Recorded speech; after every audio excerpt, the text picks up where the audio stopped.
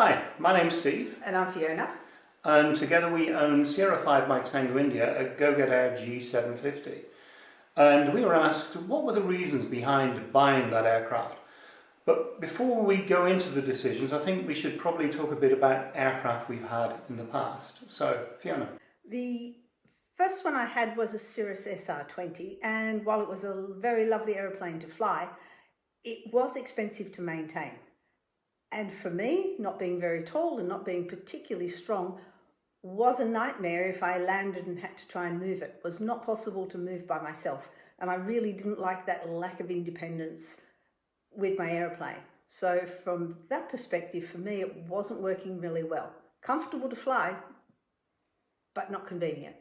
Also, the performance was okay. We were flying typically around about 135 knots true, lean of peak, burning around about 39 litres of avgas an hour. Coupled with the points, A, expensive maintenance, B, Fiona being unable to push the aircraft around, even with the Schlepp, sometimes it was difficult. We decided that we'd look for another aircraft. And then we noticed a Pipistrel short-wing virus for sale, and I went to look at it by myself and did the test flight alone, and was very impressed with every aspect of the plane, how comfortable it was for me to fly, the performance of the plane, the look of the plane with the high wing was also something that I liked. So I bought that plane, and when we got it back to Germany, there was one problem that arose. The issue then was, although it was perfect for you to fly, for me, I had nowhere to put my legs, and unfortunately I don't come with detachable legs.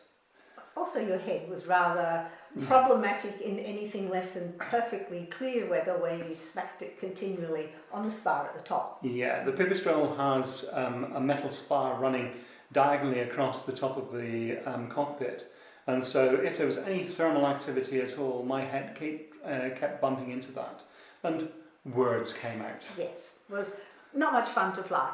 Not only that, the onboard services left a lot to be desired. There was really very little place that you could put things.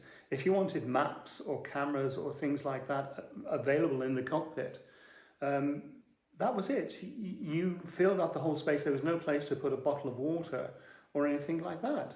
So in total, we decided, okay, if the plane was to be used for long distance touring, the Pipistrel virus, although a nice plane, this wasn't the one for us. So we started a long journey of approximately a year, searching, researching, visiting, talking, finding other planes, talking to other owners, trying to find the perfect match for us.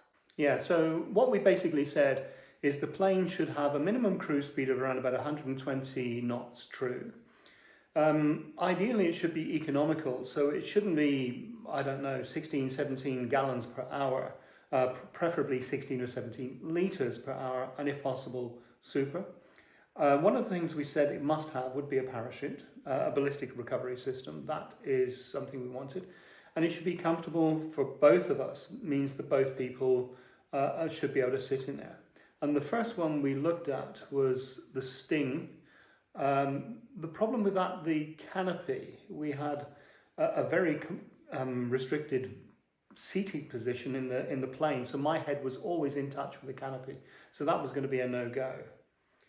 Then the next one was the VL3, and you flew over to Schmallenberg and had a look at that one, didn't you? There was an air show there, and I was talking with the producer of the VL3. I sat in the VL3. For me, it was very comfortable.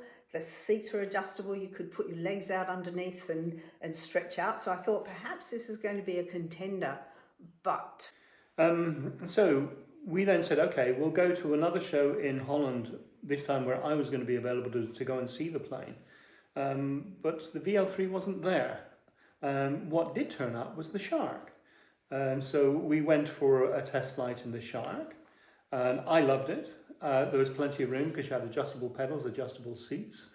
The way the Shark flies was just absolutely phenomenal. I loved it. I think you did as well, didn't you? Yeah, it was super fun to fly, and to be sitting one behind the other seemed like at that time rather good fun as well. Felt like you were really in control, great views out the side.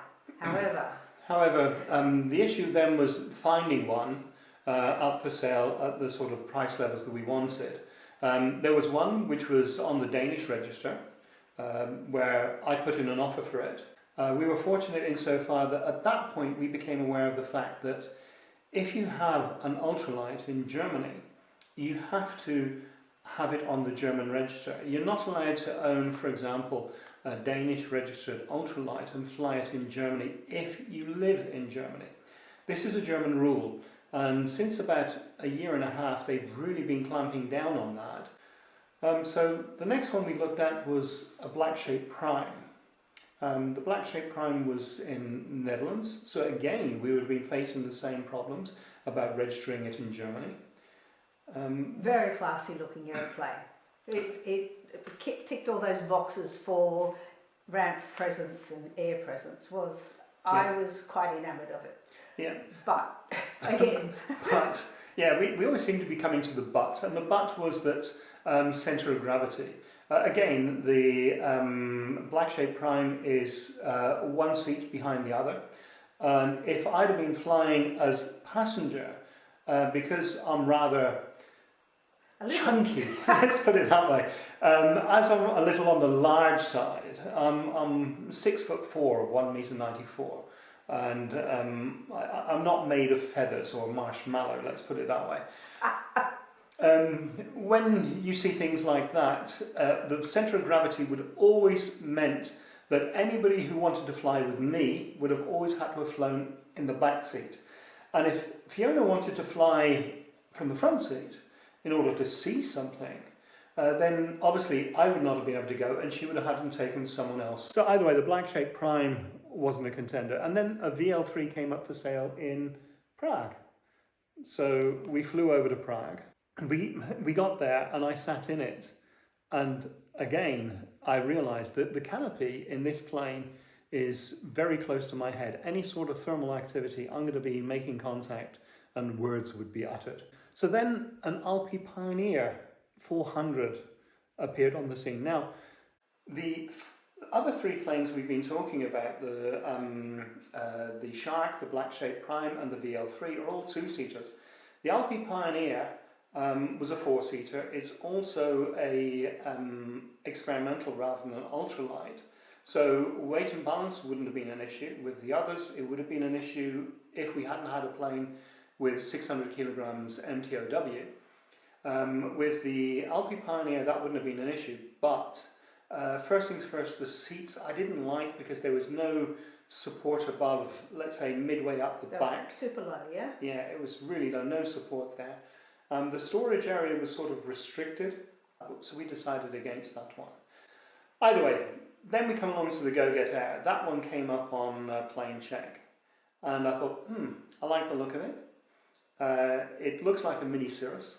It's got the parachute. It's a four-seater, albeit it's a 2+2, so it's basically like a 911. So you have two seats for adults, which are adjustable, and pedals are adjustable. And in the back you have two emergency seats for kids. Or dogs. Or supplies. So the in-flight services on Mike Tango India should be better. Should, yeah. Okay. So also the plane has a 912 IS engine, so the fuel-injected engine. And the good thing about that, the plane flies around about anywhere between 118 and 120 knots, true airspeed, burning between 17 litres when you're relatively low, so let's say 2,000 feet, to around about 13 litres if you're flying at flight level 105. So bearing in mind it's got 140 litre tanks, if you're flying up high, you've got an endurance of more than 10 hours. So I don't know if anybody's going to fly more than 10 hours, if they've got better bladder than me. But yeah, I am reaching that age of my life. Where I need to make sure I've got a portable John with me. Oh, no. No, let's talk about that. Don't talk about that. No. Okay, we'll cut that bit. Where were we? Endurance. But at least you could say, okay, I can fly from here down to Venice, for example, land there, and then take off and fly back without having to pay the horrendous sums that fuel costs down in Italy. So even if you don't do 8 to 10 hour flights in one go, you've still got the option of saying, okay, I can do 2 hour flights, land and take off again without worrying about the price of fuel. The plane also non-retractable, so there was no issue there.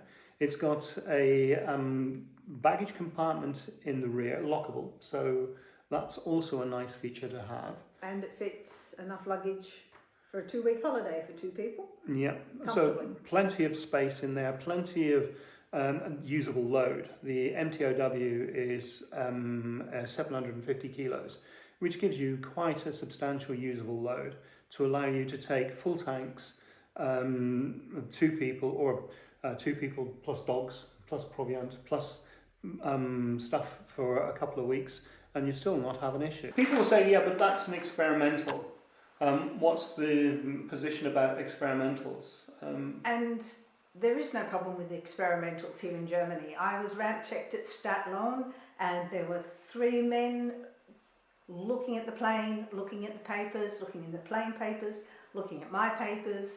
They examined in quite a lot of detail because they said, female pilot, foreign plane, what are you doing here? We want to check. And then I was free to fly. There was no issue with it at all and passed with flying colours.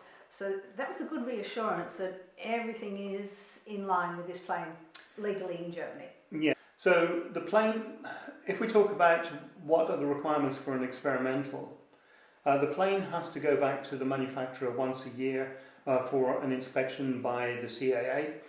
This inspection, we flew in there in the morning, they checked the paperwork, we were finished by lunchtime.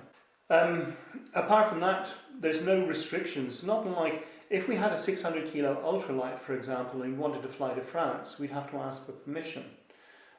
For the Sierra 5 My Tango India, because it's registered in an ECAC state, there's no issue about flying it to Czech Republic, to Denmark, to Norway, to Italy, to Switzerland, to France. So that's the reason why we bought the Gogetair. It ticks all the boxes. It's economical. It's fast enough for our needs.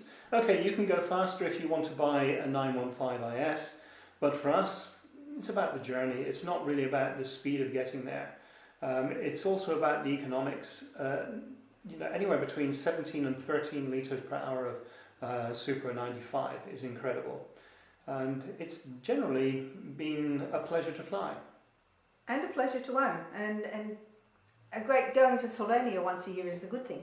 Yeah. It's a very enjoyable trip, and it works well down there at the factory, and so something to look forward to rather than be thinking about avoiding. Basically, that's the reason why we bought the plane. Exactly. Plus it looks great.